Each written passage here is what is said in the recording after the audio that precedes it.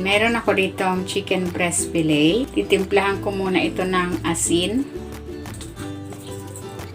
paminta, garlic powder, at maglalagay din ako ng paprika. Haluin ko muna ito.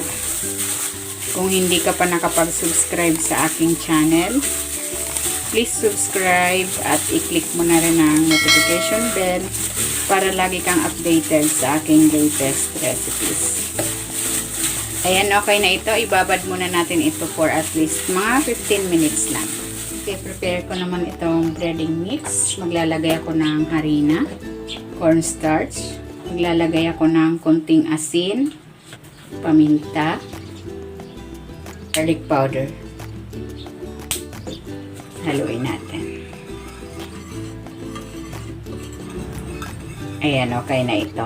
Dito sa ginawa nating breading mix, maglalagay ako ng 2 kutsara dito sa ating chicken. Ayan. At maglalagay din ako dito ng 1 itlog. Haluin ko muna ito.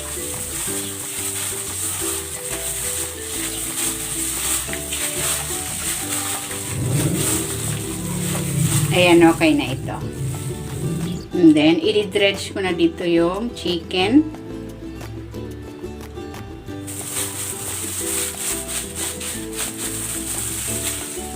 Ayan, pwede na natin itong iprito.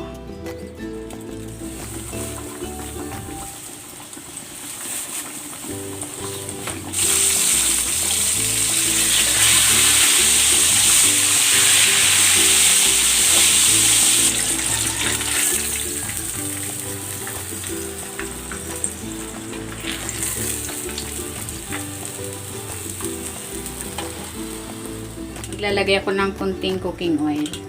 Ilalagay ko na tong butter. Luluto muna ako ng side dish. Ayan, mixed vegetables.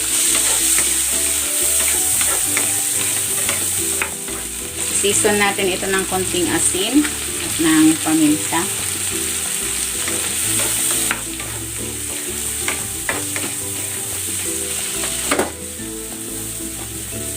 Ayan, okay na ito. Hahanguin ko muna. Maglalagay ako ng butter. Igigisa ko na tong bawang.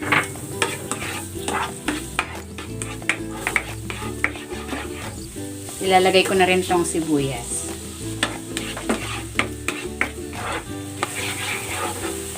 Ilalagay ko na rin itong carrots.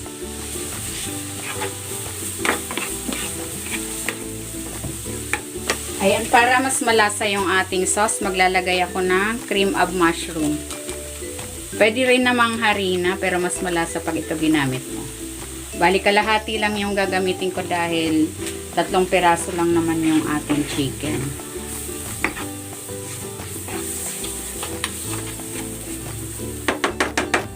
And then, ilalagay ko na dito itong evap milk.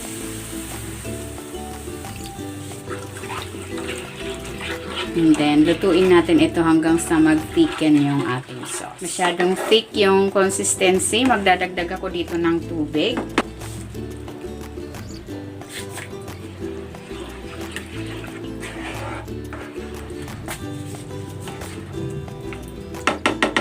Season ko ito with salt and pepper.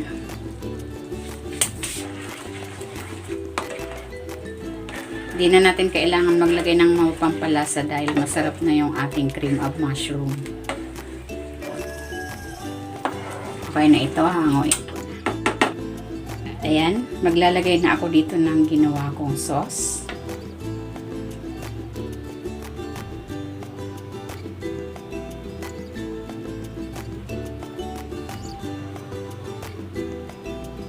Lagyan natin ng parsley flakes.